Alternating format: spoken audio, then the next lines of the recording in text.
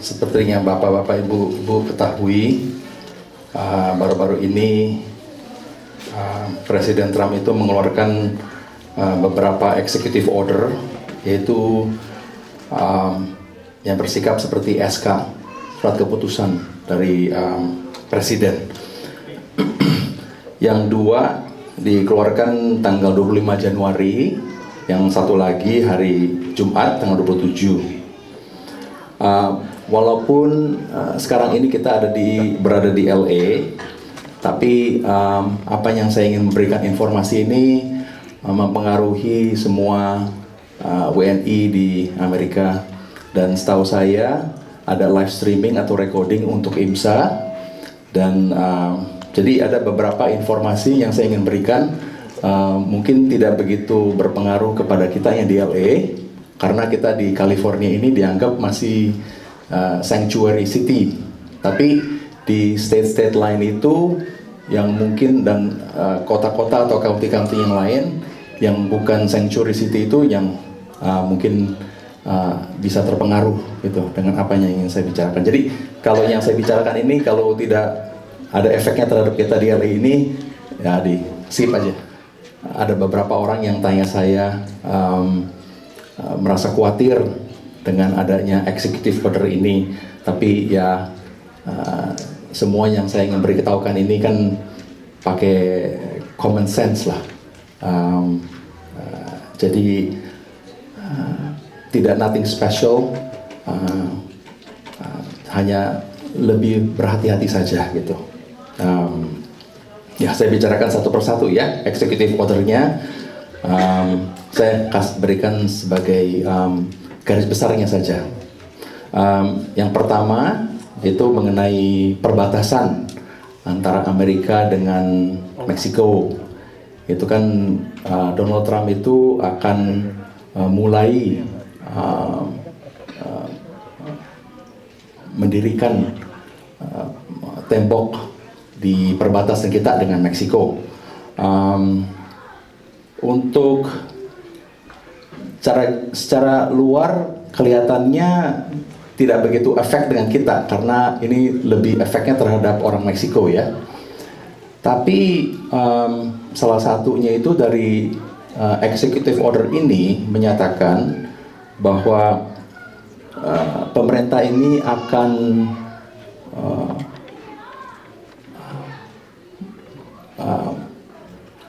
apa bahasa Indonesianya ya, hire kira-kira lebih banyak border agent ya untuk menangkap orang-orang Meksiko yang akan masuk ke Amerika sini. Karena dengan adanya banyak border agent, kalau menurut pandangan saya, tempat-tempat yang dekat dengan border dengan Meksiko, yaitu harus lebih berhati-hati. Contohnya di California ini kan di San Diego, atau di Texas, ya. Jadi kalau siapa yang di antara kita yang tinggalnya di San Diego itu, ya lebih hati-hati daripada kita yang di LA atau di San Francisco atau di state lain, begitu. Menurut executive order ini juga menyatakan dia bisa stop seseorang kalau dia hanya mencurigakan bahwa seseorang ini sudah ilegal di Amerika. Ya. Selanjutnya, mereka itu, imigrasi itu akan, mungkin sebelumnya saya ceritakan sedikit ya mengenai zamannya Obama, Presiden Obama. Kalau zamannya Presiden Obama itu, kalau seseorang ketangkep oleh imigrasi, kalau dia itu bisa membuktikan bahwa dia punya keluarga di sini, ya maksud saya itu kalau istrinya atau suaminya sudah permanent resident atau anaknya sudah lahir di sini sebagai US citizen, ada kemungkinan orang tersebut bisa dilepaskan dari penjara.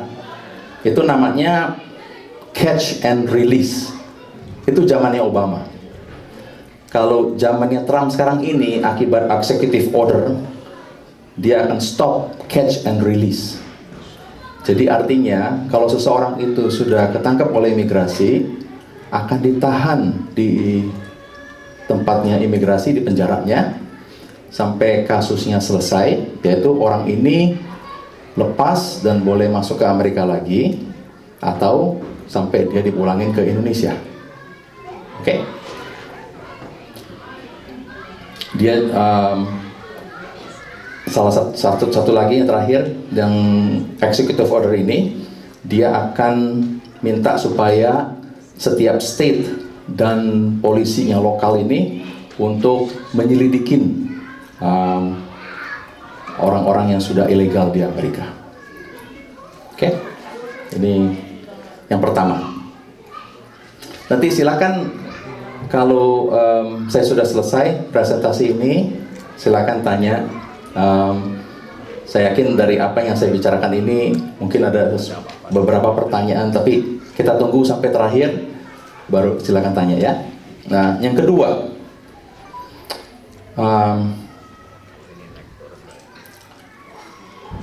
yang pertama, siapa saja yang sudah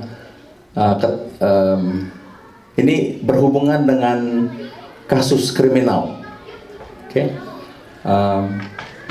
Siapa yang kasus kriminalnya itu masih di pengadilan, atau orang ini sudah ternyata salah dan dihukum, orang-orang tersebut akan ditangkap dan akan dideportasikan. Menurut tulisannya executive order ini sangat luas sekali. Saya kasih contoh ya. Kalau kita ketangkap oleh polisi, contohnya melewati lampu merah, kasus lalu lintas, dan kita lupa membayar dendanya, akibatnya akan dapat warrant for arrest. Oke? Warrant for arrest itu kalau kita di stop kedua kalinya oleh polisi, kita akan dimasukin ke penjara. Oke? Dan karena kita dimasukin ke penjara, kita bisa dideportasi. Nah, ini salah satunya yang dari executive order kedua ini. Oke. Kedua, siapa yang memberikan informasi yang palsu, entah dengan pembicaraan, contohnya kita memberikan nama palsu kalau ditanya, atau kita memberikan akte kelahiran yang palsu untuk minta green card atau bagaimana. Kalau sampai ketahuan, itu pun bisa sebagai alasan untuk dideportasi. Ketiga, kalau kita menyalahgunakan public benefit, contohnya public benefit itu medical atau welfare, ya. Kalau kita menyalahgunakan program semacam ini, itu pun akan ditangkap juga. Kalau sampai ketahuan ya.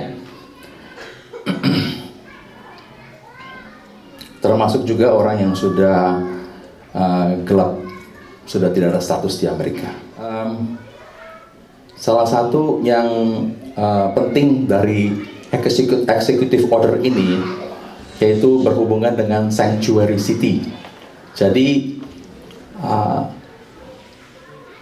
presidensinya Donald Trump ini menyatakan kalau ada kota atau county atau state yang ingin melindungi masyarakat yang sudah ilegal di sini, Donald Trump itu akan mengancam akan stop memberikan uang kepada kota-kota atau state yang dianggap sanctuary city.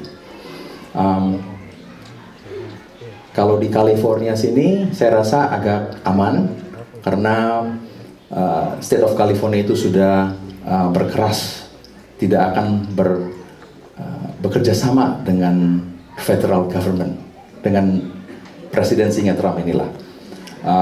Tapi saya kurang tahu dengan state-state lainnya, apakah mereka itu karena khawatir kehilangan funding dari federal government, apakah mereka itu tetap akan melindungi orang-orang yang sudah gelap di Amerika sini.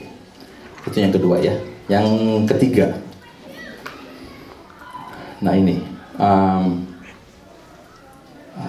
mencegah orang-orang yang datang dari 7 negara selama 90 hari, yaitu yang dari Iran, Irak, Syria, Libya, Sudan, Yemen, dan Somalia. Jadi itu semua untuk yang sudah punya green card atau yang punya visa, tidak diizinkan untuk masuk ke Amerika. Semua konsulat dan duta besar Amerika di seluruh dunia sudah diberikan instruksi untuk stop memberikan visa-visa dan green card kepada orang-orang yang berwarga negara 7 negara ini. Ada kemungkinan negara-negara lain bisa ditambah di kemudian hari. Selanjutnya, Donald Trump ingin mempelajari lagi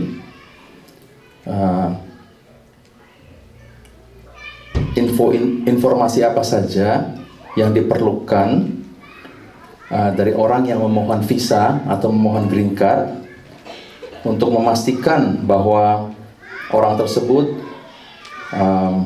tidak mengancam security di Amerika atau public safety. Oke. Jadi security itu kan berhubungan dengan terorisme.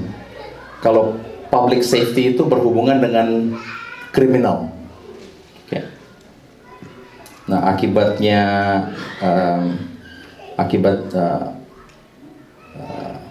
peraturan semacam ini, kita bisa merasa nanti orang Indonesia yang ingin minta visa di kedutaan besar di Indonesia harus tunggu lebih lama lagi untuk mendapatkan visa datang ke Amerika. Karena setiap orang yang memohon visa itu harus dicek lebih teliti lagi. Karena salah satunya itu berhubungan dengan kriminal, ada kemungkinan US Embassy di Indonesia itu akan minta kerjasama dari polisi RI untuk memberikan criminal record seseorang, si pemohon visa untuk datang ke Amerika. Juga mereka bisa ngecek dengan catatan sipil apakah dokumen yang diberikan itu palsu atau tidak. Dan setiap orang yang ingin minta visa harus lewat interview secara personal. Jadi kalau zaman dulu kalau kita pernah punya visa turis atau student visa, dan kalau kita kedua kalinya lagi minta, ada kemungkinan tidak perlu interview. Sekarang semua orang itu harus diinterview. Selanjutnya ini yang berhubungan dengan refugee, yaitu akan di stop selama 120 hari untuk refugee datang ke Amerika. Executive order ini berhubungan dengan orang luar negeri di Amerika.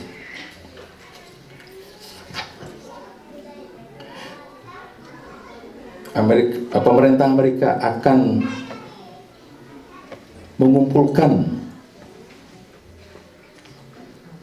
jumlah orang yang dari luar negeri di Amerika sini yang sudah di bahasa Inggrisnya itu radicalized. Radikalisasi. Ya, oke. Atau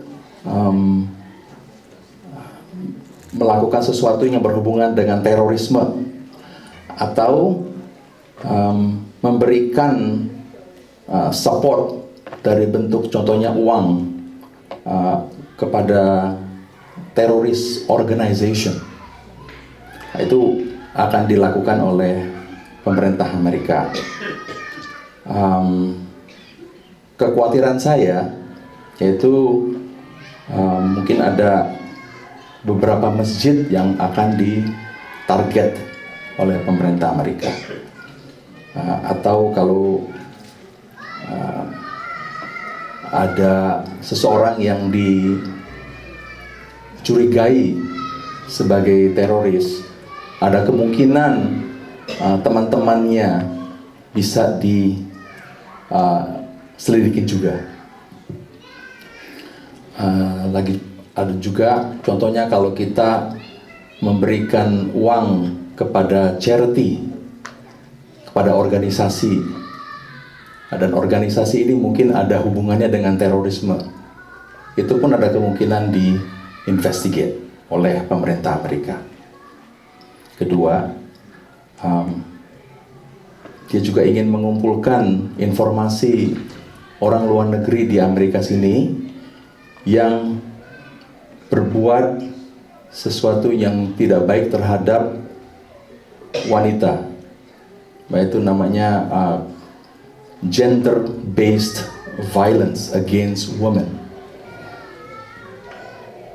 Jadi kalau contohnya, kalau kita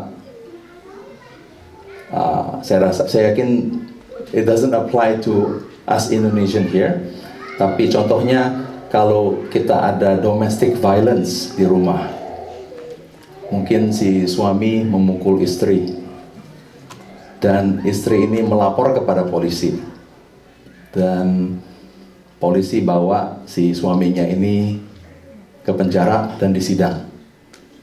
It's possible itu akan ditarget juga oleh pemerintah Amerika. 3, orang-orang yang sudah dituduh melakukan sesuatu kriminal yang besar, contohnya yang berhubungan dengan kelas felony, atau ada beberapa kasus misdemeanor, yaitu kelas tengah itu. So itu juga bisa diinvestigate oleh pemerintah Amerika.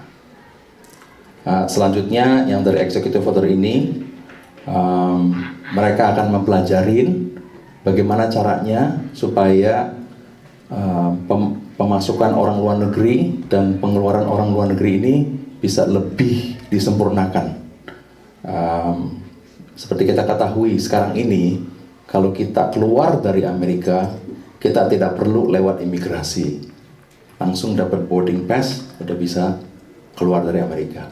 Tapi ada kemungkinan di masa depan yang dekat ini, setiap orang yang ingin keluar dari Amerika itu harus lewat imigrasi juga. Kenapa penting untuk Amerika? Karena mereka ingin mengetahui orang ini sudah overstay di Amerika atau tidak. Dia taunya overstay itu dari kapan kita masuknya dan kapan kita keluarnya. Dan kalau mereka sudah tahu bahwa kita overstay, kita ini bisa dilarang untuk masuk ke Amerika kembali lagi atau minta dapat visa lagi. Oke, ini hanya 3 executive order yang sudah saya jelaskan tadi itu. Saya ada beberapa informasi yang saya ingin berikan kepada bapak-bapak, ibu-ibu. Yang pertama yaitu informasi yang paling baru ini, yaitu ada 2 pengadilan, satu di New York dan satu lagi di Massachusetts. Ya. Court yang di New York ini menyatakan bahwa peraturan executive order ini di stop secara sementara untuk supaya orang-orang ini yang sudah datang ke Amerika, yang sudah punya visa atau yang sudah punya green card dari 7 negara itu, jangan lagi dideportasi pulang ke negaranya. Lalu yang pengadilan di Massachusetts ini menyatakan bahwa selama 7 hari execution dari SK ini, supaya secondary inspection itu lebih dikurangin. Mungkin saya jelaskan sedikit mengenai secondary inspection ya. Contohnya kalau saya datang ke Amerika dan saya itu mungkin dicurigai melakukan sesuatu, saya itu akan dipanggil dan masuk ke kamar yang terpisah. Di sanalah saya bisa ditanya dan saya harus menjawab, bisa sampai berjam-jam itu, bisa juga sampai 1 hari. Itu namanya secondary inspection. Dan dari pengadilan di Massachusetts ini menyatakan bahwa secondary inspection itu harus yang masuk akal dan lebih dikurangin. Istilahnya jangan semua orang itu yang dari negara-negara 7 negara ini dimasukin ke secondary inspection. Ini dari pesan dari Department of Homeland Security yang menyatakan bahwa kalau orang itu dilarang untuk masuk ke Amerika, akan tetap dilarang. Visa itu bisa dicabut kalau mempengaruhi national security atau public safety. Tapi dia juga menyatakan bahwa imigrasi itu akan mengikuti perintah-perintah dari pengadilan. So that's the latest news. Terakhir itu kalau nggak salah kemarin itu. Mungkin ada bapak-bapak, ibu-ibu yang ada pertanyaan tempat-tempat di mana yang mungkin cukup bahaya untuk kita kesananya gitu. Tapi daripada saya memberitahu di mana saja, lebih baik saya memberikan contoh yang mungkin bapak-bapak, ibu-ibu terserah mau menggunakan contoh ini ya. Yang pertama yaitu yang paling very common, yaitu di tempat bekerja. Ya, di tempat bekerja, dan di tempat bekerja ini tidak begitu peduli apakah banyak orang yang gelap atau hanya sedikit. Ya.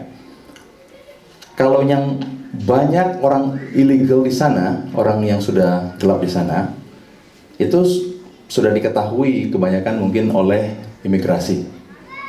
Mungkin mereka akan datangin dan menunjukkan warrant dan akan periksa masing-masing immigration statusnya. Tapi bagaimana dengan tempat kerja yang hanya sedikit saja orang gelapnya itu?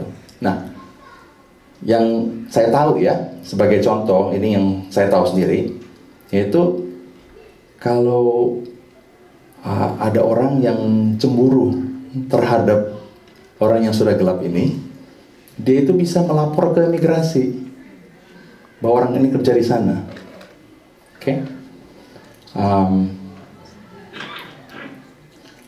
Dan juga ada juga tempat yang bekerja itu yang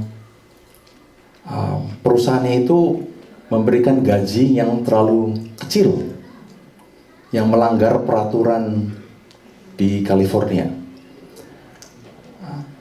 Itu yang ada kemungkinan akan investigate, akan diselidikin oleh pemerintah setempat. Nah, akibat masalah semacam ini, ada kemungkinan pegawai-pegawai di sana yang komplain kepada imigrasi juga mengenai apa yang dilakukan oleh perusahaannya. itu pun nanti bisa ditarget oleh imigrasi. Kedua, di tempat penjara itu bisa jadi masalah juga. Ya, itu yang seperti saya kasih tahu, contoh yang tadi itu. Kalau kita ini melanggar peraturan lalu lintas, tidak membayar denda, tak jadi warrant of arrest, kita bisa masuk ke penjara, maybe a problem untuk kitanya gitu. Mungkin tidak begitu parah di California sini, atau at least dengan LAPD. Ya, LAPD itu sama sekali tidak akan bekerja sama dengan imigrasi ya. Tapi di tempat-tempat lain, ya itu saya kurang yakin apakah akan polisi setempat itu akan bekerja sama dengan imigrasi atau tidak. Ketiga, contohnya itu kalau ada orang yang sudah gelap di sini, tinggal di sana, dan saya tinggal bersama-sama contohnya dengan orang tersebut. Imigrasi datang dan mau cari orang ini yang sudah gelap ini, tapi saya pas-pasan ada di rumah juga.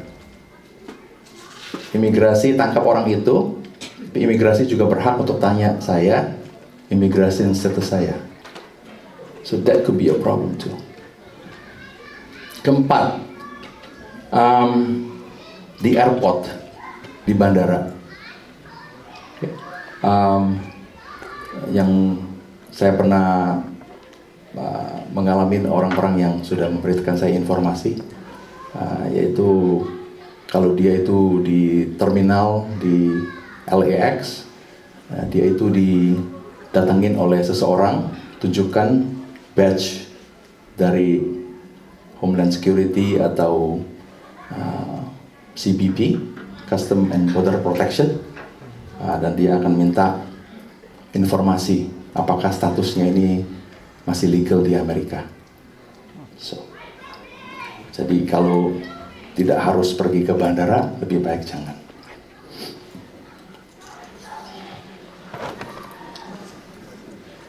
Ada beberapa tempat yang menurut Custom and Border Protection ini yang dianggap sensitive location. Sensitive location ini artinya kalau tidak darurat sekali, imigrasi itu tidak akan kunjungi. Ada beberapa tempat ya. Sensitive location itu ada beberapa tempat. Satunya di sekolah. Itu dianggap sensitif. Jadi kalau tidak darurat sekali, imigrasi itu tidak akan mendatangin ke sana. Rumah sakit itu juga sensitif. Ketiga, tempat contohnya gereja atau masjid itu juga sensitif location. Tempat untuk funeral,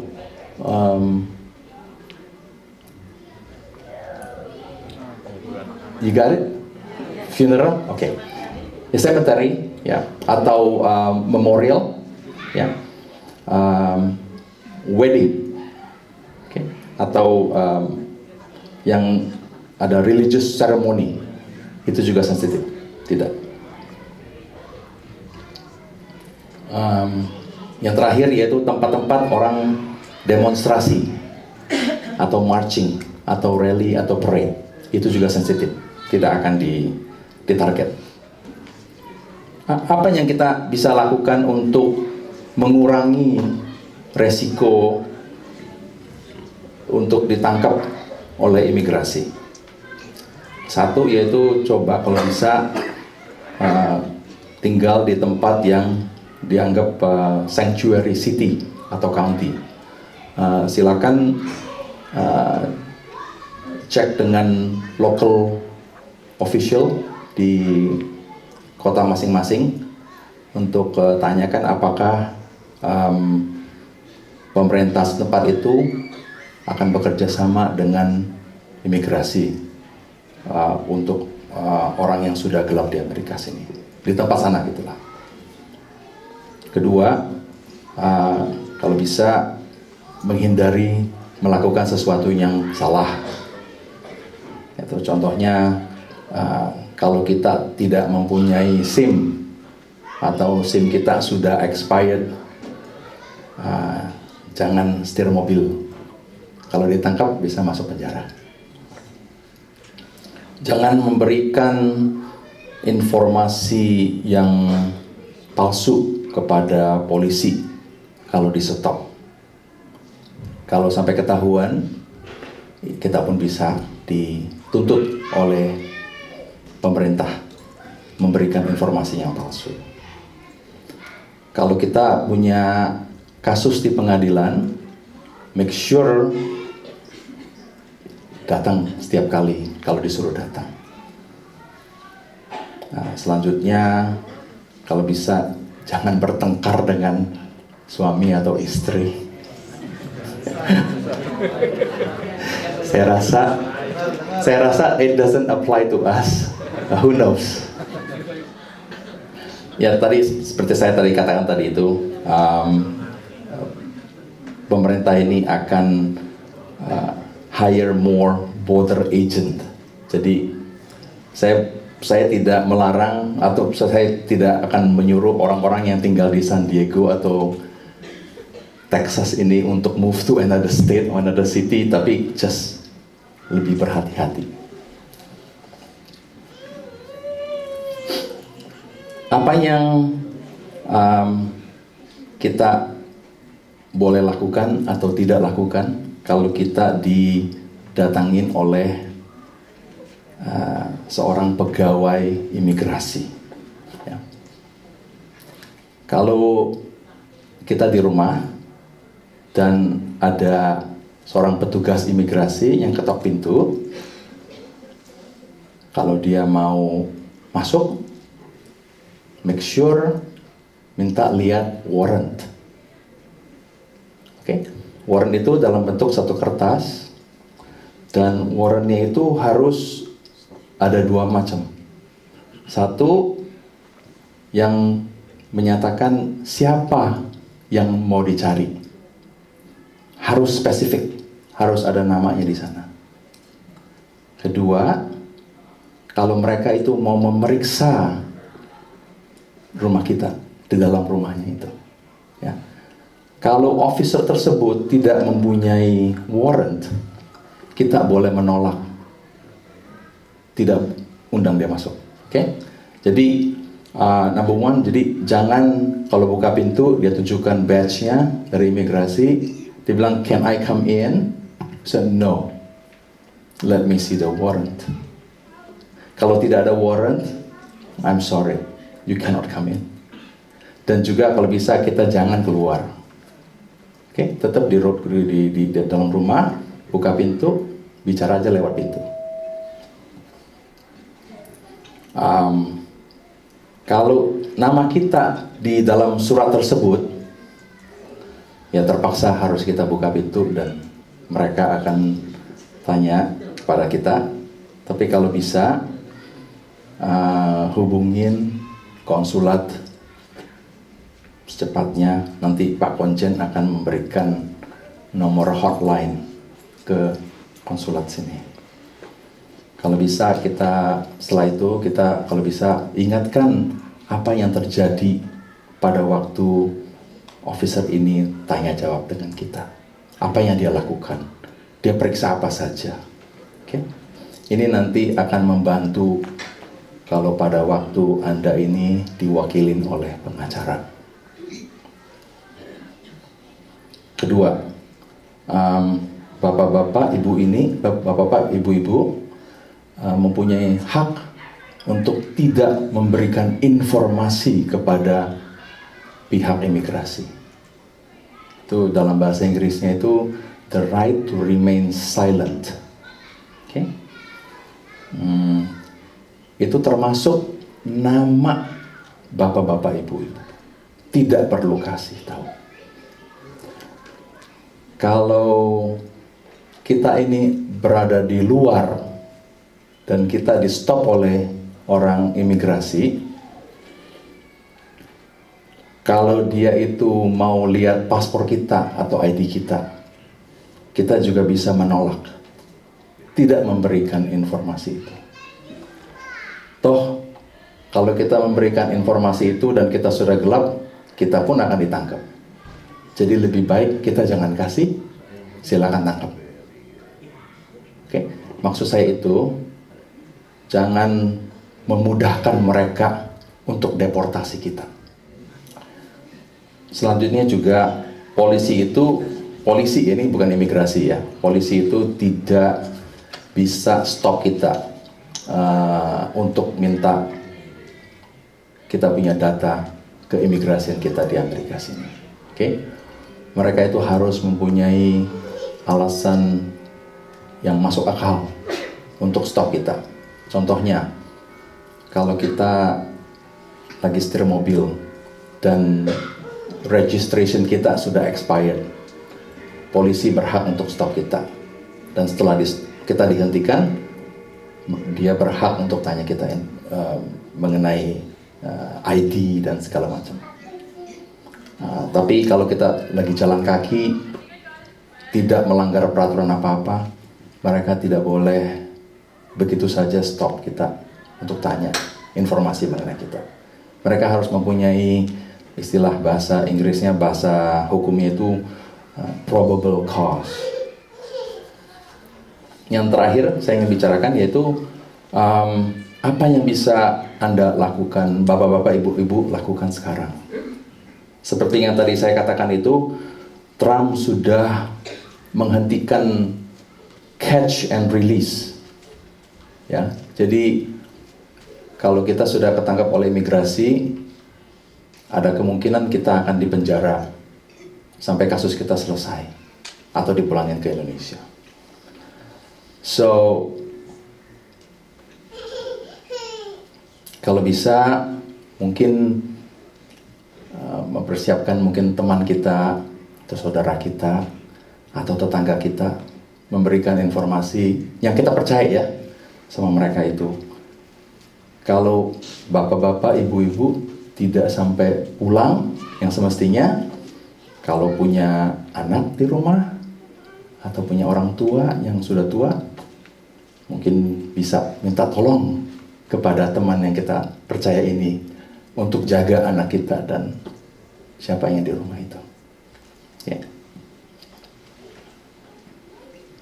Beritahukan kepada orang tersebut nama komplitnya kita ini dan tanggal lahir, supaya kalau kita ketangkep nanti teman kita yang kita percaya ini mungkin bisa berbicara dengan konsulat atau pengacara untuk cek bapak-bapak, ibu-ibu ini ditahan di mana. Karena kalau ditahan itu, kalau mau ngecek harus punya nama komplit, spellingnya harus benar, dan juga tanggal lahirnya. Oke? Kalau setelah bapak-bapak, ibu-ibu ditangkap, perhatikan setiap orang itu dikasih satu nomor yang mulainya dengan huruf A. Itu kalau bisa, kalau ada kesempatan setelah ditangkap itu, telepon, memberikan kepada informasi ini kepada orang yang kita percaya, nomor A ini, supaya itu juga bisa dicek. Setiap kali kalau dipindahkan kemana, kita bisa ngecek sudah pindah kemana, atau kasusnya itu di pengadilan mana. Selanjutnya seperti saya bilang itu, hubungin kepada konsulat melalui hotline kalau ketangkap. Dan juga kalau ada kesempatan, hubungin juga pengacara. Ya. Saya ingin memberikan satu informasi website, yaitu website non-profit organization yang memberikan bantuan pengacara atau bantuan pembelaan imigrasi yang cuma-cuma. Kalau bapak-bapak, ibu-ibu tidak mampu untuk bayar pengacara yang private, gitu istilahnya. Jadi mungkin bisa dicek. Itu website ini untuk seluruh Amerika. Tinggal diklik aja state-nya di mana, di California. Nanti ada tulisan semua catatan organisasi mana yang bisa membantu orang yang tidak mampu bayar pengacara gitu.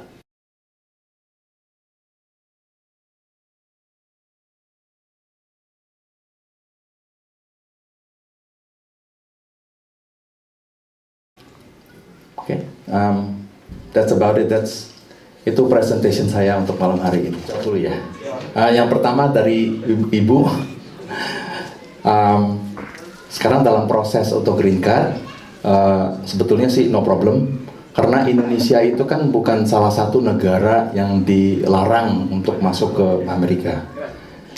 Dan juga dari 3 executive order ini sama sekali tidak membicarakan soal proses green card, apakah green card application itu akan di stop untuk negara-negara di luar dari 7 negara itu. Jadi sama sekali tidak dilarang. Jadi application Ibu itu akan bisa terus dilanjutkan. Menurut pandangan saya, ada kemungkinan akibatnya peraturan ini mungkin pengaruhnya itu bisa lebih security-nya dan background check-nya itu akan lebih teliti lagi oleh negara Amerika. Jadi akibat background check ini lebih teliti, ada kemungkinan prosesnya bisa lebih lambat. Jadi mungkin biasanya 4 atau 5 bulan, mungkin bisa sampai 9 bulan atau bagaimana gitu. Kedua, apakah akibat larangan untuk 7 negara ini para Muslim akan dipersulit juga?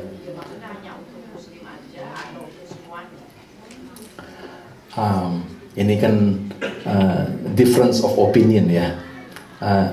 Menurut yang lain-lain itu menyatakan ini melarang Muslim. Menurut Trump dia bilang bukan, ya kan? So kalau menurut pandangan saya, Muslim itu ada kemungkinan dipersulit, kemungkinan, oke? Karena yang melaksanakan semua ini kan dari bidang CBP, Custom and Border Protection. Itu kan yang di perbatasan, yang di airport. Jadi orang yang Muslim yang datang dari luar negeri masuk ke Amerika itu mungkin dipersulit di bandara. Ya, tapi saya rasa organisasi semacam ACLU akan menuntut ke pemerintah, karena ini sudah saya rasa kesananya ke Muslimnya gitulah. Kalau orang Irak tapi agamanya bukan Muslim, dilarang kan? Nah,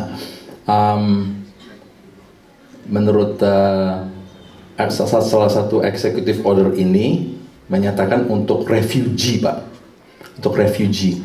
Jadi refugee itu yang Muslim dilarang masuk, tapi refugee yang minority itu diizinkan masuk. Nah, setahu kita di negara-negara yang 7 negara ini yang dianggap minority itu kan orang Kristen.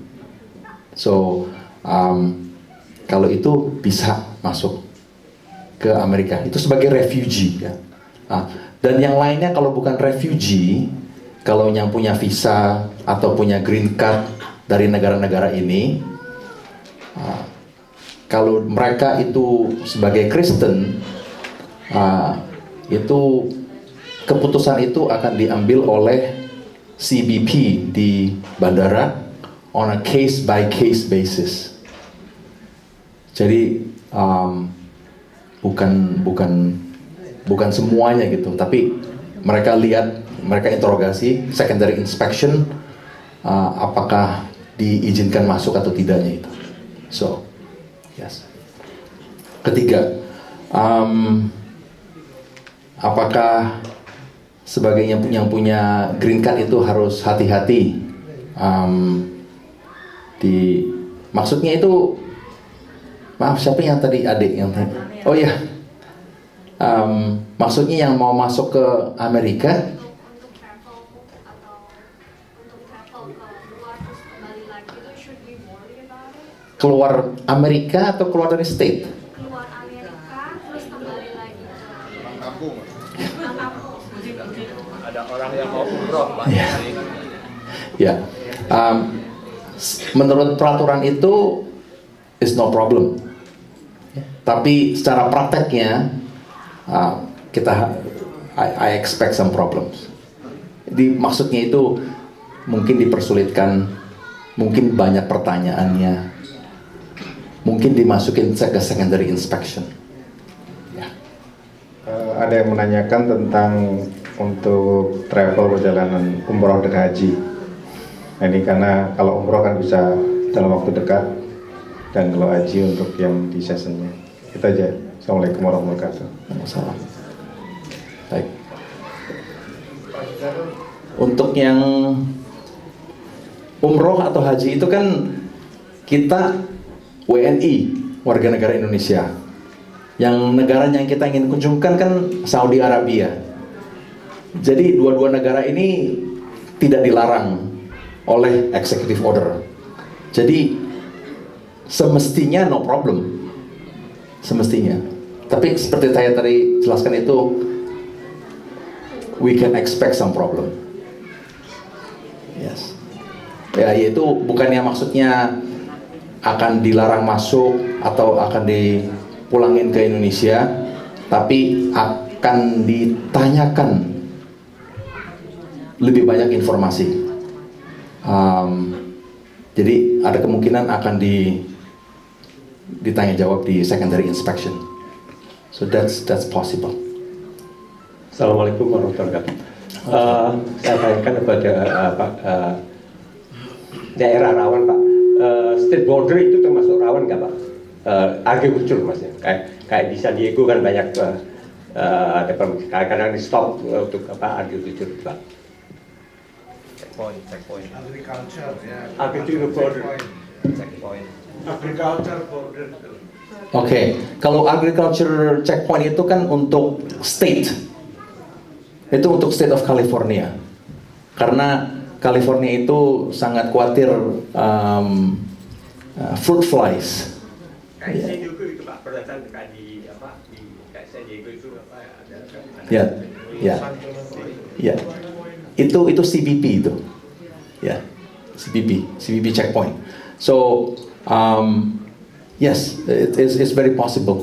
Itu mungkin. Kan langsung ditanya status. Ya, ya, it's very possible, Pak. Mungkin kan yang dari San Diego itu mau datang ke LA itu bisa di stop di sananya, di checkpoint sana itu. It's possible.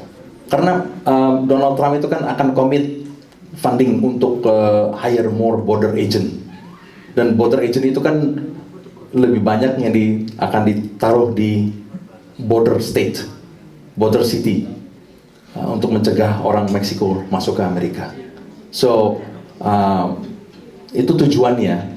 Tapi ya kita kalau ke sana, kalau mau balik ke LA lagi, kalau kita sudah gelap di sini, that could be problematic.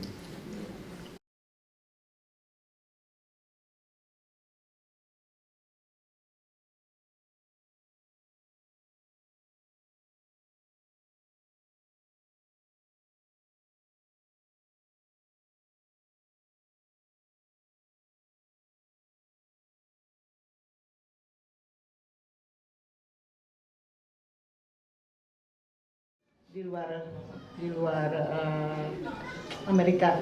Maksudnya kalau kita mempunyai pekerjaan yang sering travel di luar Amerika, apakah kita harus menunggu sampai 90 hari ya? 90 hari atau 90 hari ke depan atau selama masa ini kita bisa keluar. Oke. Gitu aja Pak. Assalamualaikum. Waalaikumsalam. Satu lagi dulu dari sekaligus. Assalamualaikum warahmatullahi wabarakatuh. Waalaikumsalam. Maaf Pak, ini lain.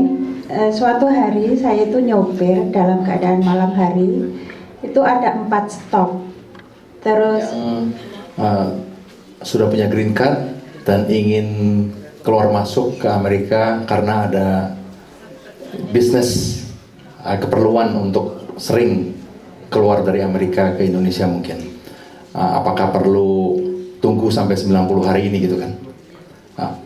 Pertama, Indonesia itu bukan salah satu negara yang dilarang untuk masuk. Untuk 7 negara itu yang tadi saya sebutkan itu, betul ada larangan selama 90 hari. Dan setelah 90 hari ini apakah akan diperpanjang? Kita kurang tahu. Selanjutnya bagaimana? Tapi karena Indonesia bukan salah satu negara yang dilarang itu, jadi sebetulnya kita tidak ada larangan untuk keluar masuk dari Amerika. Jadi menurut peraturan itu tidak ada masalah kalau ibu ingin keluar masuk Amerika ke Indonesia. Yang penting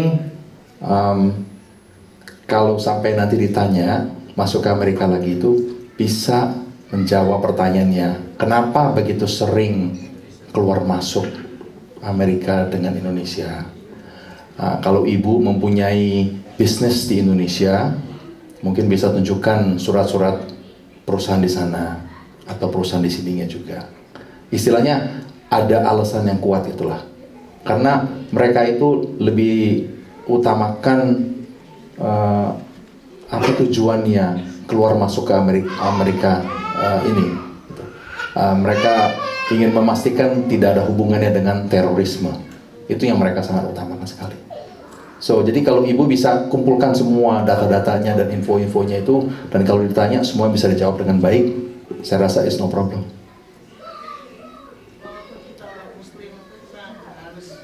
Betul, karena tidak ada larangan untuk Muslim dari Indonesia untuk keluar masuk Amerika.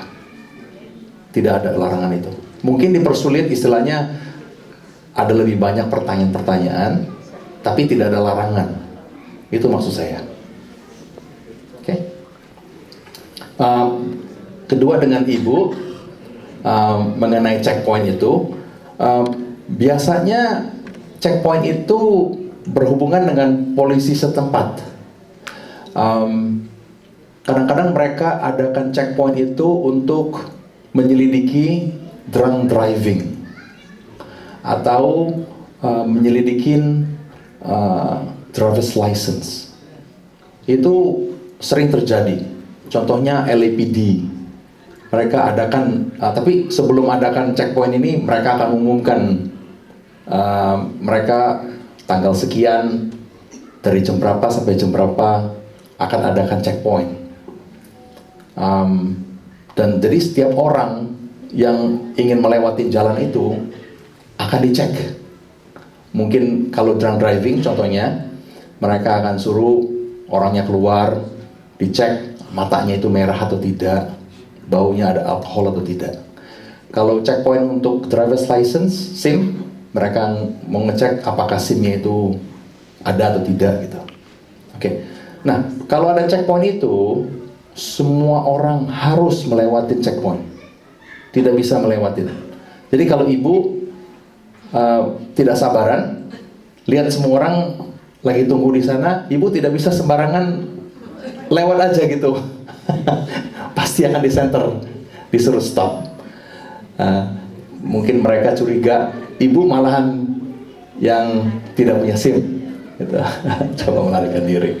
So, kalau ibu melihat ada polisi di depan, stop semua kendaraan, terpaksa harus tunggu bu, walaupun kita sudah terlambat pergi kerja.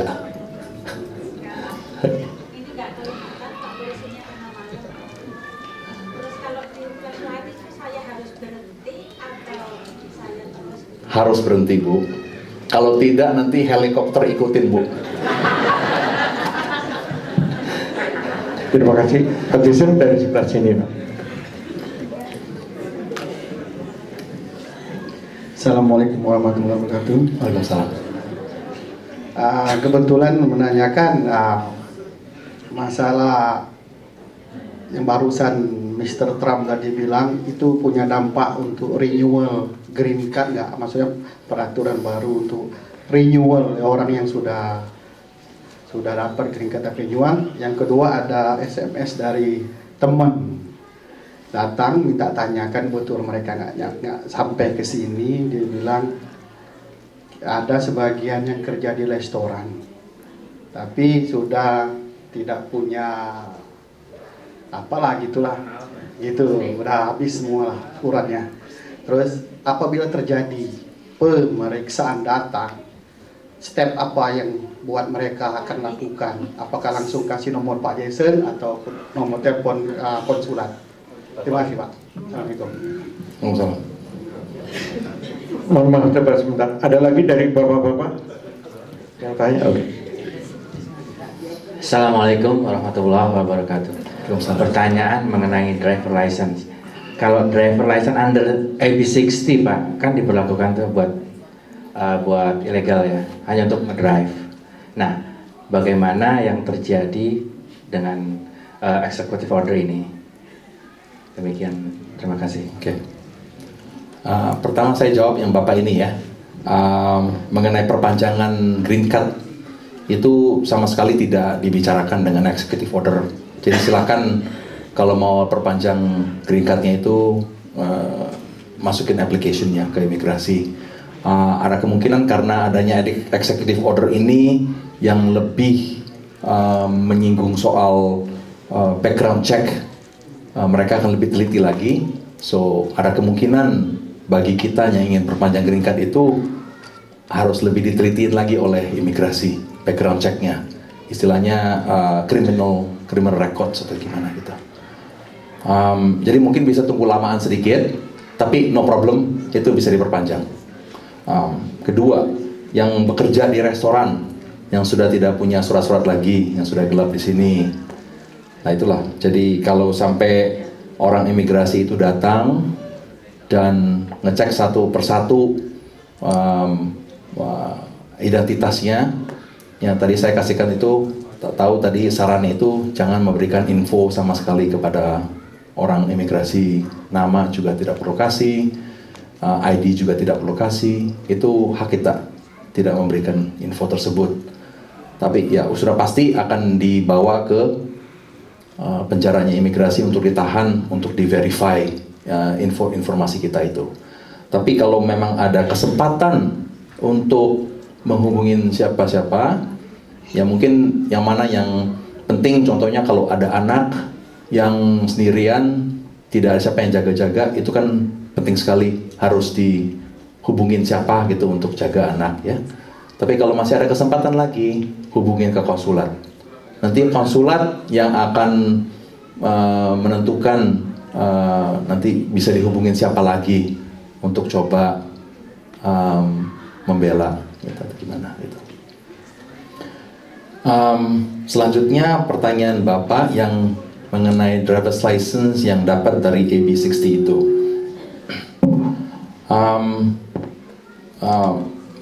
Donald Trump itu tidak menyinggung persoalan AB60 karena AB60 itu kan satu programnya California.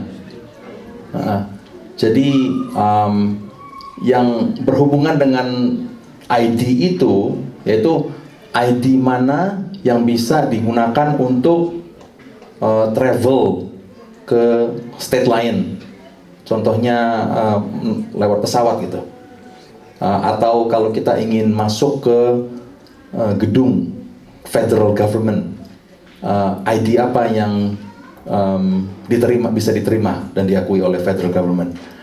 Kalau ID yang kita dapat lewat AB60 ini tidak diakui oleh federal government, jadi tidak bisa digunakan untuk traveling lewat pesawat ke state lain. Kalau di California saja no problem, mau buka bank account no problem. Tapi untuk traveling no, atau masuk ke federal government juga tidak. So, tapi tidak ada larangan dari Donald Trump, Presiden Singapura Donald Trump ini, bahwa driver's license yang lewat AB60 ini sama sekali tidak berlaku lagi. Memang di matanya pemerintah federal government itu sudah tidak akuin. Dari dulu juga sudah tidak diakui. Gitu. Jadi, tapi apakah ada lebih buruk lagi selain daripada itu? Tidak sih. Tidak ada lagi. Ya. Assalamualaikum warahmatullahi wabarakatuh. Satu lagi Pak Yan, supaya nggak kita was-was. Selama kita di California sekarang ini, kalau tidak berbuat criminal record, kita tidak atau ada yang melaporkan isu yang enggak, kita tidak akan didatangkan didatengin sama imigrasi. Assalamualaikum warahmatullahi wabarakatuh. Assalamualaikum. Pertanyaan saya ini nasib tentang executive order Barack Obama yang terkait dengan anak-anak yang datang ke sini masih di bawah umur, itu statusnya sekarang gimana, Pak? Terus kemudian klarifikasi lagi, ini ada teman-teman yang mau umroh terus kemudian sekarang di hold atau di cancel, itu menurut pendapat Pak Yauli perlu nggak gitu kita cancel atau kita hold mengenai umroh? Terima kasih. Assalamualaikum. Untuk Bapak, pertanyaannya itu, kalau kita tidak melakukan sesuatu yang salah dan kita berhati-hati dalam kehidupan kita dan menjalankan kehidupan kita, dan kita di California itu, apakah kita akan didatangi oleh imigrasi? Justru California ini kan, dan banyak city dan county di California ini dianggap sanctuary city. Jadi salah satu prinsipnya sanctuary city itu istilahnya pemerintah setempat di kota itu atau di county itu tidak akan bekerja sama dengan federal government, yaitu imigrasi salah satunya. Tidak akan. Jadi polisi setempat tidak akan memberikan informasi ini. Contohnya kalau polisi setempat ini tahu bahwa Bapak sudah gelap di sini, dia tidak akan memberikan informasi ini kepada imigrasi untuk menangkap Bapak. Oke, so kalau kita di sanctuary city itu bagusnya begitu, tidak ada cooperation dari pemerintah setempat. Tapi kalau kita bukan tinggalin daerah yang dilindungin semacam itu, well, that could be a problem. Jadi kalau pemerintah setempat tidak memberikan informasi ini kepada federal government, bagaimana federal government bisa tahu Bapak ini tinggal di mana? There's no way. Jadi Bapak itu tidak akan bisa dicari oleh imigrasi. Dan imigrasi pun tidak mempunyai begitu banyak pegawai untuk stop orang-orang yang dianggap mungkin dicurigai sudah gelap di sini. Mereka lebih ingin konsentrasikan mau cari tempat yang lebih banyak orang yang sudah gelap di sana, untuk sekaligus dimasukin ke penjara gitu. So mereka tidak akan target satu persatu orangnya gitulah. Oke. Pertanyaan Bapak, kalau nggak salah berhubungan dengan DACA, betul kan? Oke. DACA itu satu program yang masih belum disentuh oleh Donald Trump. Masih belum sama sekali. Jadi untuk orang yang anak-anak muda ini yang eligible untuk apply DACA, atau yang mau perpanjang DACA-nya, atau ingin memohon working permit-nya, silakan. Itu masih diproses, berjalan terus itu. Jadi masih belum disentuh sama sekali. Walaupun Donald Trump sudah bicarakan waktu dia sebagai calon akan cancel DACA, tapi itu masih belum dilaksanakan oleh pemerintah. So masih berjalan. Oke. Kedua mengenai bagi kita bapak-bapak, ibu-ibu yang ingin menjalankan umroh, itu saya lebih baik tidak memberikan opinion saya lebih baik pergi atau tidaknya itu. Tapi seperti saya katakan tadi itu, kita WNI dan negara yang kita ingin kunjungi itu kan di Saudi Arabia. Sama sekali tidak ada negara-negara ini di dalam executive order-nya. Jadi menurut peraturan itu no problem semestinya. Tapi just make sure kita expect some questioning akan ditanyakan itulah. Tapi semestinya kalau kita sudah balik dari menjalankan umroh itu, kalau kita ditanya, kita sudah siap untuk tunjukin semua informasi, tinggal di mana di Saudinya, dan kita itu berada di Saudi itu berapa lama menjalankan umroh. It should be no problem. So. Satu lagi Pak, bagaimana ngebedain polisi imigrasi sama polisi biasa Pak? Supaya kita misalnya ada, kita hindari lari gitu.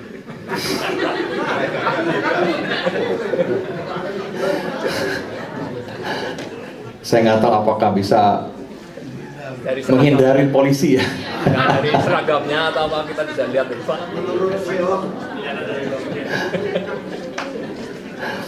Ya kan kita tahu kan LAPD itu kan ada badge-nya oleh seseorang yang menyatakan bahwa dia itu petugas imigrasi.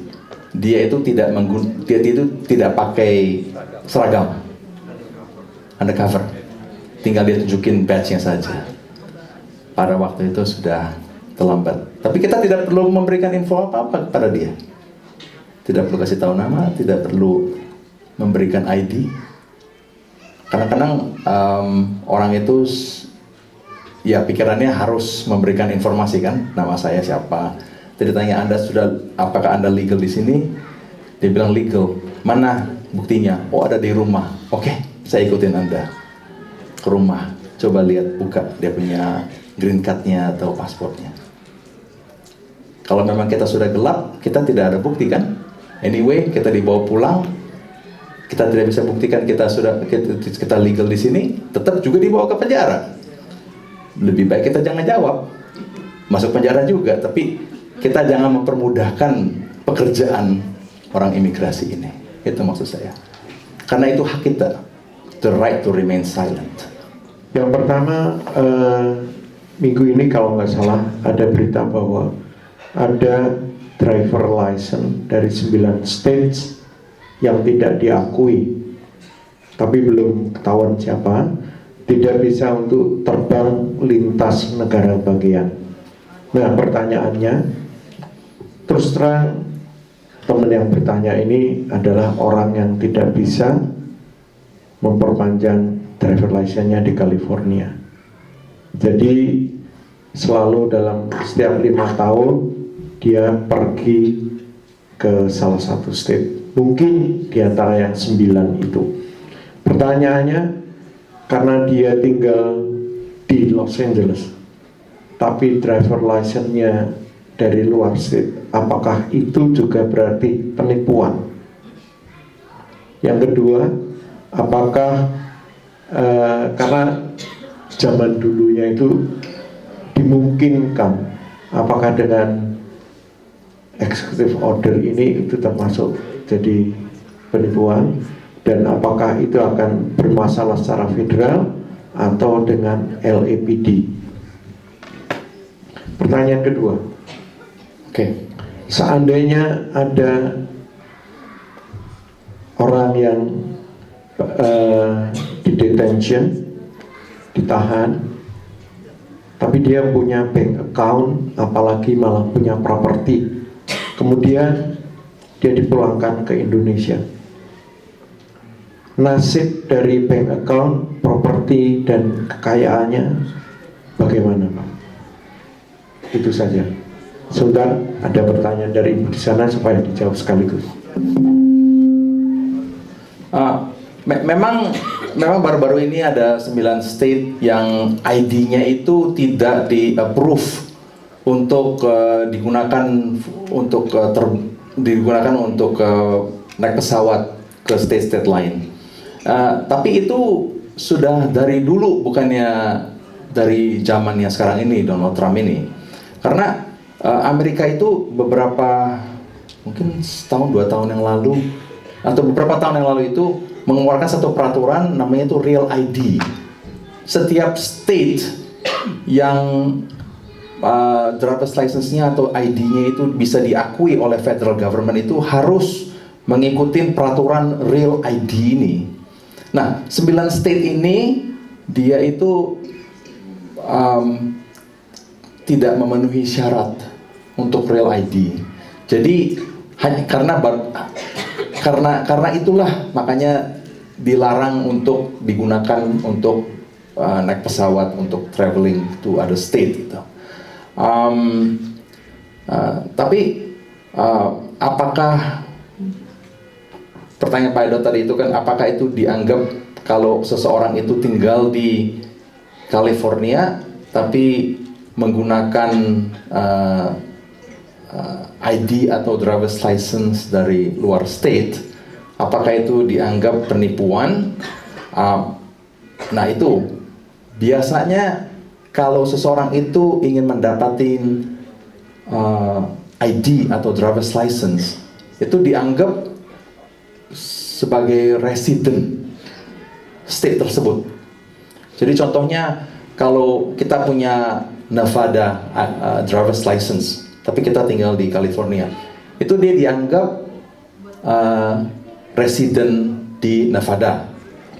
Nah, resident itu semuanya itu tergantung niat. Oke. Jadi apakah kita masih ada niat menganggap Nevada itu state tempat tinggal kita? Kalau jawabannya iya, berarti dia tidak melanggar peraturan.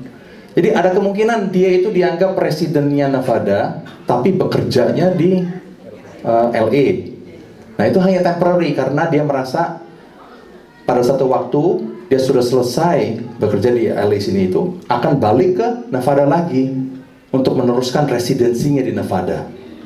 So itu penting. Jadi kalau sampai ada pertanyaan, contohnya ada tuduhan fraud, kalau ditanya kenapa Anda punya out of state driver's license, ya jawabannya itu karena saya masih menganggap itu state of my residency.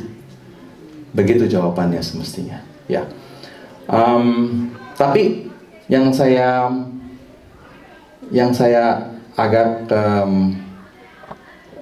kaget itu yaitu sebetulnya di California ini sudah mengeluarkan peraturan AB 60 untuk orang yang tidak mempunyai status imigrasi.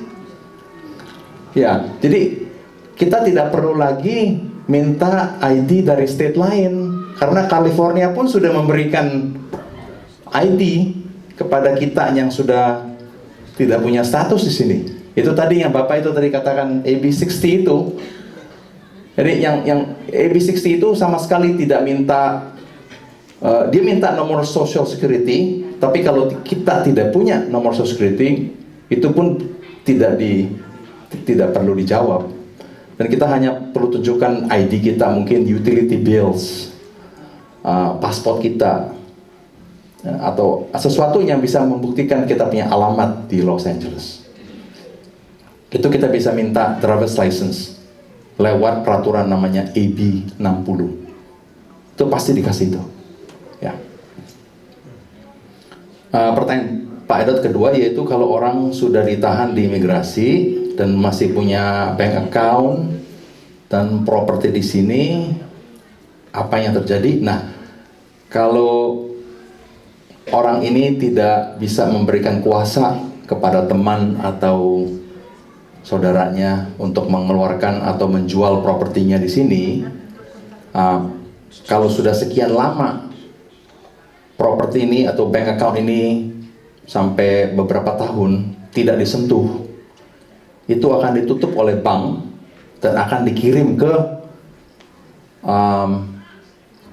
pemerintah California. Sama juga dengan properti. Kalau memang contohnya nih, kalau properti itu kan harus bayar property tax, dan kalau kita tidak bayar pajak properti ini, nah itu bisa disita oleh pemerintah, diambil kembali. Gitu. Ya, jadi ya kalau bisa ya suruh mungkin minta bantuan dari teman atau siapa gitu untuk jual propertinya atau dikeluarkan uangnya dari bank account daripada nanti ini semua masuk ke pemerintah. Begitu sih. Silakan. Assalamualaikum warahmatullahi wabarakatuh. Waalaikumsalam. Tadi Bapak mengatakan bahwa seandainya ada seseorang yang dicurigai dan didatangi oleh imigrasi ke rumah yang tempat tinggalnya itu tidak legal juga. Jadi you have the right to remain silent. Jadi tidak perlu menjawab pertanyaan karena dua-duanya akan pergi ke detention. Seandainya seseorang ini illegal dan bermukim di not a sanctuary city, tapi tempat tinggalnya adalah dengan keluarga yang legal. Dan apakah nantinya, walau kemungkinan pasti mungkin ditanya keluarga yang legal ini, dan apakah walaupun mereka tidak dilanjutkan dan ditanya, apakah keluarga yang legal ini mempunyai resiko untuk dimasukkan ke dalam list hitam? Okay. Terima kasih. Baik. Menurut peraturan, seseorang itu kalau sudah out of status, kalau diketahui oleh orang imigrasi, petugas imigrasi ini bisa bawa dia ke penjara untuk ditahan, atau dia mempunyai wewenang untuk membebaskan dia. Contohnya seperti yang tadi Ibu katakan itu, kalau keluarganya semua sudah legal di sini, hanya dia sendiri yang sudah gelap di sini.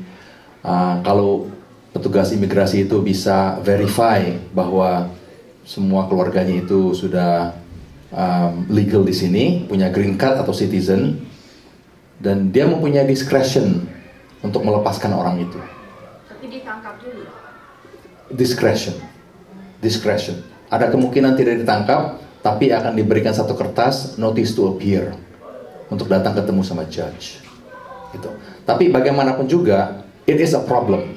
So, kalau orang tersebut dibawa ke penjara atau tidak dibawa ke penjara dengan diberikan satu surat notice to appear ini, dia harus cari akal bagaimana supaya dia itu bisa disponsor oleh keluarganya yang sudah legal di sini.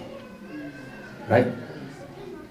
Masalahnya, contohnya ya, kalau dia itu sudah gelap di sini, tapi yang relatifnya yang sudah legal di sini ini, contohnya anaknya yang lahir di Amerika, ya kan, warga negara Amerika, tapi hanya berumur 10 tahun, kan not eligible untuk sponsor orang tuanya. Seperti kita ketahui, anak yang ingin sponsoring orang tuanya harus lewat umur 21, ya kan? Jadi masih ada 11 tahun lagi. Nah, that is the problem. Karena kalau dia itu sudah masuk ke penjara atau dia disuruh menghadap ke hakim, dia bisa memberitahu kepada hakim, oh anak saya sudah US citizen, tapi hanya umur 10 tahun. Nah, ada kemungkinan tetap dia akan dideportasi. Karena imigrasi tidak akan tunggu 11 tahun sampai anaknya ini bisa sponsorin ibunya atau bapaknya. So that's a problem. Dan saya mau memberikan sedikit mungkin misconception ya, bahwa kalau kita ini ditahan oleh imigrasi di penjara, bukan berarti bahwa setelah dimasukin penjara itu kita akan deportasi. No. ada due process. Jadi harus lewat pengadilan tetap. Ya, maksud saya itu ditangkap dan dimasukin ke penjaranya imigrasi itu, nanti kita akan ketemui dengan hakim. Nanti hakim akan tanya kita, oke, maunya bagaimana? Mau tetap tinggal di Amerika? Baik, dengan melewat application apa? Application contohnya application green card oleh suaminya atau istrinya yang sudah contohnya US citizen, atau dari saudaranya yang juga US citizen, atau dari manalah gitulah, atau asylum atau gimana macam-macam. Kalau kita tidak bisa di-approve application untuk green card-nya itu, baru kita akan diberikan keputusan deportasi. Jadi proses ke penjara itu dan ke proses pengadilan itu bisa berbulan-bulan itu. Ya. But the problem is, kalau zamannya Obama, catch and release. Jadi kita sudah ditangkap, kita bisa membuktikan bahwa kita tidak akan melarikan diri, dan kita tidak akan membahayakan community kita. Itu imigrasi itu akan lepaskan kita keluar dari penjara, dan setiap kali disuruh pergi ke menghadap hakim, kita tinggal datang aja ke hakim sana gitu. Tapi tetap kita bisa bekerja, bisa jaga anak atau bagaimana gitu. Tapi kalau sekarang ini Trump itu menyatakan tidak ada lagi catch and release. Jadi kesimpulannya, kalau kita sudah ketangkap, kita akan tetap di penjara terus selama kasus disidang. So itu bisa berbulan-bulan itu. So, that could be a problem.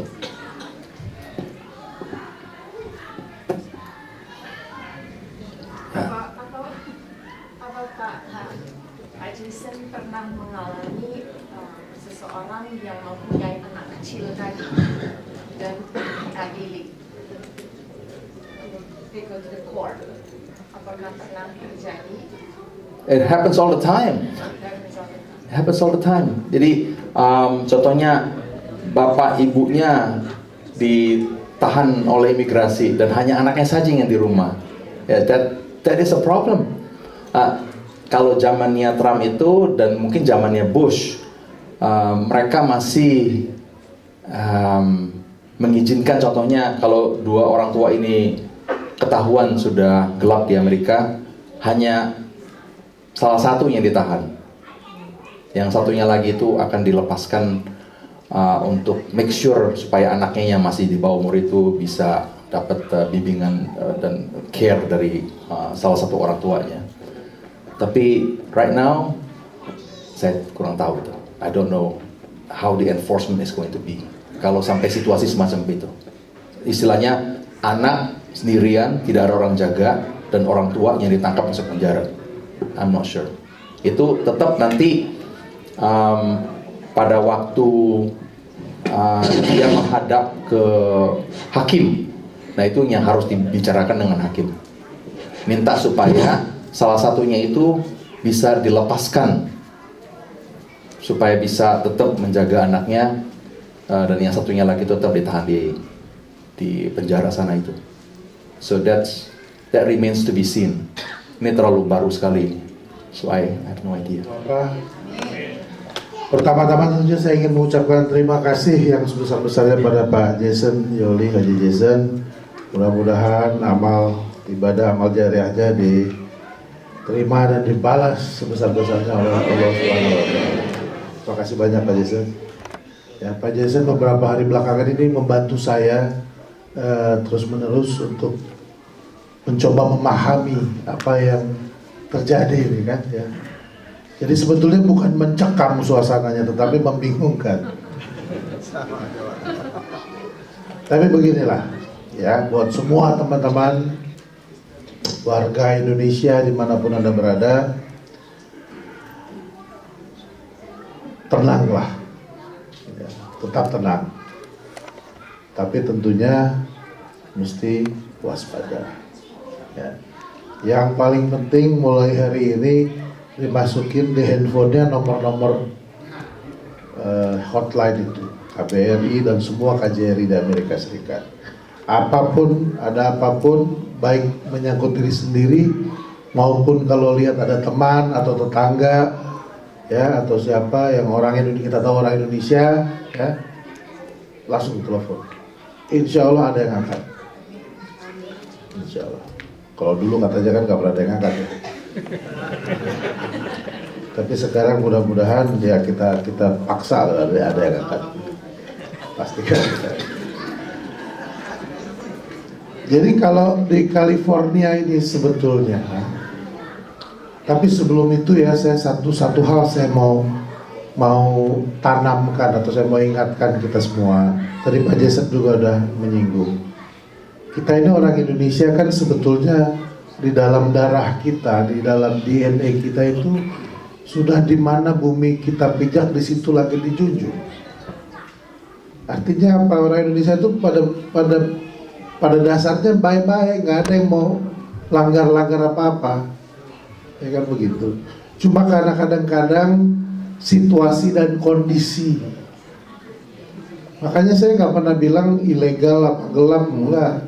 Karena orang Indonesia sebagian besar 99% masuk sini legal kan. Pakai paspor, pakai visa, dicap ya kan. Kecuali yang lompat kapal. Ya. Lompat kapal pun di atas kapalnya jelas dia. Ya. Beda dengan yang lain-lain yang saya nggak usah sebut lah, dari negara lain kan masuk lewat terowongan, lewat itu gelap-gelapan memang. Kalau kita enggak, masuk terang, ya kan, betul Pak? Tapi sudah begitu sudah ada di dalam, ya entah lupa, entah terselip, entah terlalu asik ya. Jadi lama-lama 14 betah lagi enak, apalagi di California ini tak. Jadi Bapak Ibu-ibu yang tinggal di negara bagian California ini sebetulnya saat ini yang paling beruntung di tengah-tengah situasi yang tidak menguntungkan. Ya. Tapi paling beruntung bukan berarti nggak ada masalah, ya ada masalah. Tadi Pak Jason sudah sebutkan segala macam. Waduh, jadi saya bilang biar aja tanya terus sampai puas. Karena beliau yang ahli ya. Cuma pesan saya begini. Pertama, kepada bapak ibu-ibu yang sudah naturalisasi menjadi warga negara Amerika Serikat, ya. Tapi kan tetap orang Indonesia, betul? Pertama ya Bapak Ibu yang warga negara Amerika Serikat, gunakanlah hak-hak Bapak Ibu sebagai warga negara sepenuh-penuhnya. Ya, kalau Bapak Ibu tahu atau paham atau dapat mengira bahwa kebijakan-kebijakan negara atau pemerintahan negara dari Bapak Ibu ini merugikan Bapak dan Ibu, bilang, ngomong. Caranya gimana? Di Amerika ini banyak salurannya. Ya, nulis surat sama kongresmen, nulis surat sama, atau bahkan telepon atau demo, banyak caranya. Yaitu karena demokrasinya sudah saluran-salurannya banyak. Tambahan lagi kan kita semua juga menyaksikan beberapa hari belakangan ini, bayangkan itu yang namanya ACLU, ACLU, terus yang Muslim juga apa tuh, KAIR apa segala macam, itu udah luar biasa betul-betul. Nah, kalau kita kayak orang timur ya, udah kok negara ditantang sih gitu ya. Tapi ya, itu di Amerika ya begitu. Jadi kalau yang warga negara Amerika ya ikut manfaatin gitu, nggak akan kenapa-napa kok. Oh sudah warga negara Amerika, sudah resmi kan gitu, betul Bapak ya. Jadi nanti saya tadi juga janji sama beberapa orang, nanti kita akan edarkan, saya akan tempel di sini di California ini distrik berapa, daerahnya mana, siapa kongresmennya, siapa senatornya, yang LA, yang sebelah mana bagian kotanya, city councilman-nya siapa namanya. Itu mereka memang kan mereka perlu konstituen, ya, mereka perlu bapak-bapak ibu warga negara yang menjadi konstituen, jadi disurati, datangi, bilang ini kok gimana sih Amerika mau jadi apa gitu, nggak apa-apa. Kalau saya nggak boleh ngomong gitu, bisa langsung dipulangin besok. Namanya persona non grata. Jadi itu bapak-bapak ibu-ibu yang sudah warga negara Amerika, saya minta tolong lebih aktif lah dalam menyuarakan solidaritas ya kepada teman-teman yang lain. Satu. Yang kedua, bapak-bapak ibu-ibu yang green card apa istilahnya, itu kan permanent resident itu sebenarnya surat izin tinggal tetap ya Pak Jason ya. Izin tinggal tetap atau izin tinggal sementara? Tetap toh. Ya, artinya sudah lewat proses pemerintah Amerika sudah, tapi kan namanya juga izin, meskipun namanya tetap, tapi sewaktu-waktu dia bisa cabut gitu, namanya juga izin. Mau lewat proses mau enggak ya hak dia. Dan ini juga jangan salah persepsi ya, saya nggak bela pemerintah Amerika, nggak bela apalagi nggak bela Presiden Trump, tetapi ada yang dinamakan kedaulatan negara tuh ada gitu di dunia yang katanya tidak ada lagi perbatasan bla bla bla, udah globalis, tapi yang namanya kedaulatan negara dan hak berdaulat negara tuh masih ada. Jadi di semua negara juga begitu. Nah, jadi makanya tadi kembali lagi ke DNA kita, di mana bumi kita pijak, di situ langit kita junjung. Ya kita hormatilah hukum yang berlaku di mana kita tinggal. Gitu. Jadi sebenarnya sederhana saja. Ya, kalau teman-teman yang sudah green card memang sudah punya hak untuk tinggal di sini, ya tinggal menjaga. Ya kan, saya percayalah kan tidak ada yang kriminal di situ, toh. Ya, aturan-aturannya diikuti dan sebagainya dan sebagainya. Nah, kepada kedua kelompok tadi, teman-teman yang warga negara sudah warga negara Amerika maupun yang pemegang izin tinggal tetap,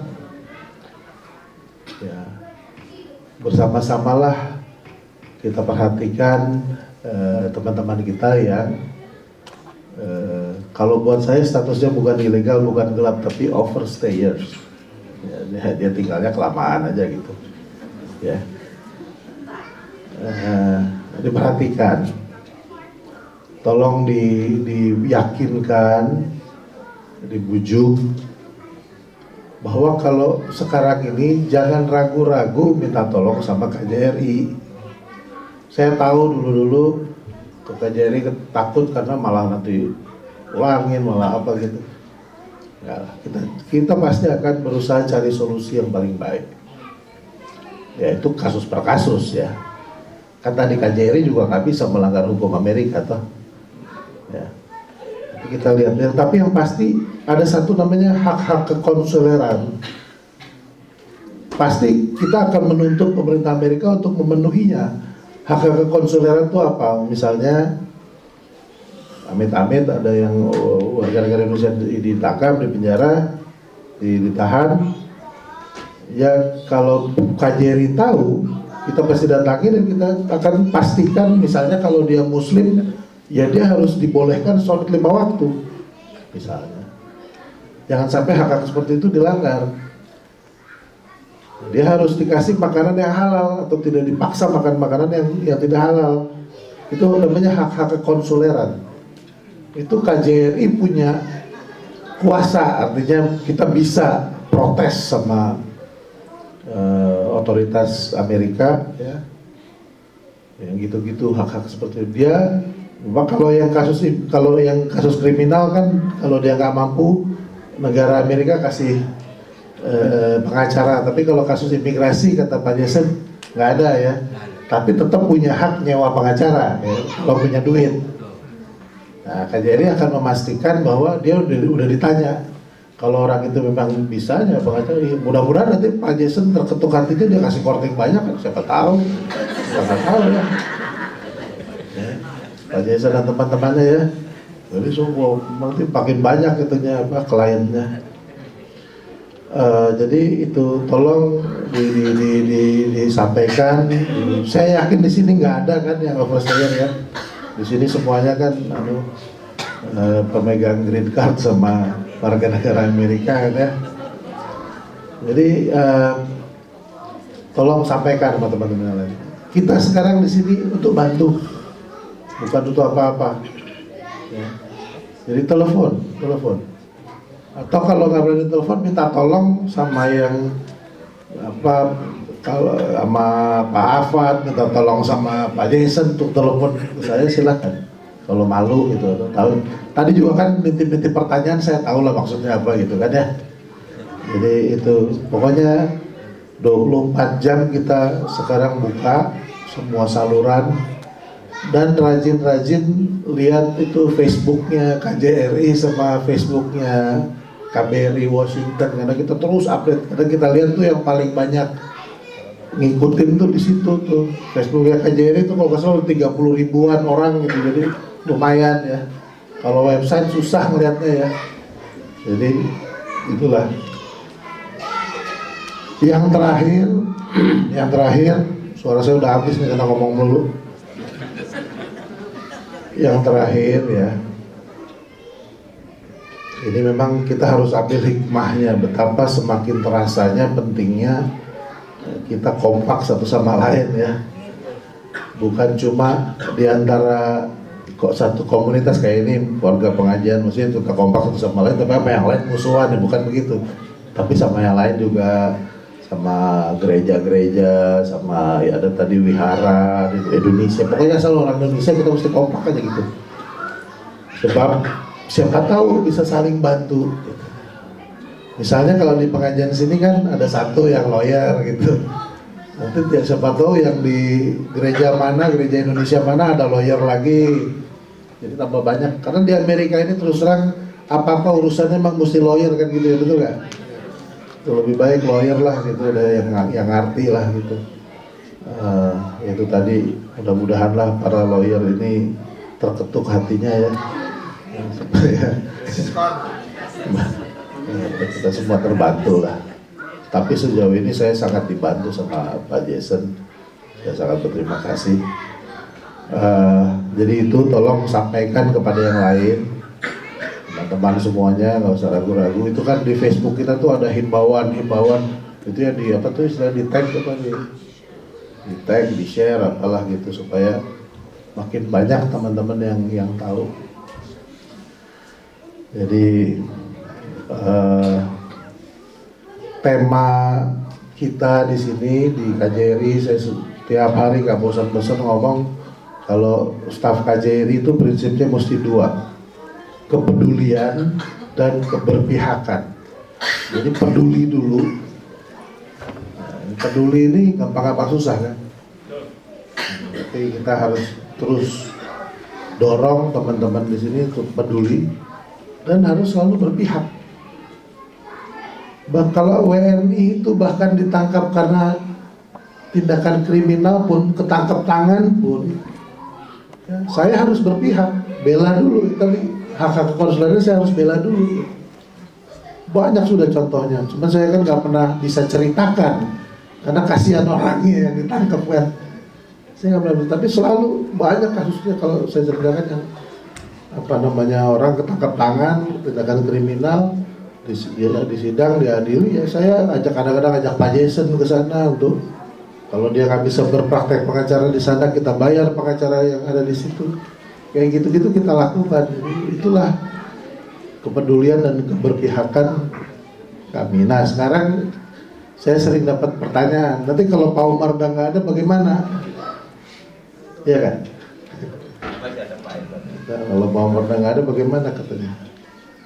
Saya bilang ini bukan kata Pak Umar kok, ini perintahnya dari Presiden. Ya. Siapapun yang ada di sini harus begitu. Kalau dia nggak begitu, kirim SMS aja sama Presiden, laporin aja. Gitu. Insya Allah. Saya 2 tahun belakangan ini memang berusaha merubah sistem dan merubah pikiran teman-teman di sini supaya lebih melayani. Ya, tapi itu kan memang perlu waktu, ya nggak akan semudah membalik telapak tangan perlu. Tapi insya Allah saya lihat sih udah agak lumayan lah sekarang, udah gak jelek-jelek amat, belum sempurna tapi ya ada sedikit-sedikit begitu ya. Dan ini siapapun yang ada di sini nanti mestinya terus begitu, karena ini adalah prioritas pemerintahan kita sekarang. Dan ini juga saya jelaskan ke polisi di sini, ke CBP, ke ICI, saya jelaskan ke semuanya. Beda Indonesia dulu sama Indonesia sekarang. Indonesia sekarang, you sentil rakyat Indonesia sedikit aja, saya yang maju sebetulnya. Jadi mereka juga sudah tahu itu. Ya. Jadi begitulah Bapak Ibu, sekali lagi mohon kita tetap jaga ketenangan, kekompakan, ya, waspada, saling memperhatikan antara sesama teman-teman semua, anak, cucu, dan ingat, jangan pernah ragu-ragu telepon KJRI atau KBRI dimanapun Bapak Ibu berada di Amerika Serikat ini. Kalau pas lagi jalan-jalan di Texas misalnya ada apa-apa ya telepon Houston yang dekat, ya. Tapi telepon ke sini juga tetap aja kita bantu gitu ya. Bukan berarti lalu kita nggak, tapi akan lebih dekat. Jadi insya Allah mudah-mudahan kita semua orang Indonesia bisa tetap melanjutkan kontribusi kita dimanapun kita berada. Jadi tolong sampaikan juga ke saudara-saudaranya di tanah air, supaya kita ini kok tenang-tenang saja. Terutama yang di California ini sebenarnya bisa sedikit lebih tenang dari yang lain lah. Ya, insya Allah. Terima kasih. Wassalamualaikum warahmatullahi wabarakatuh.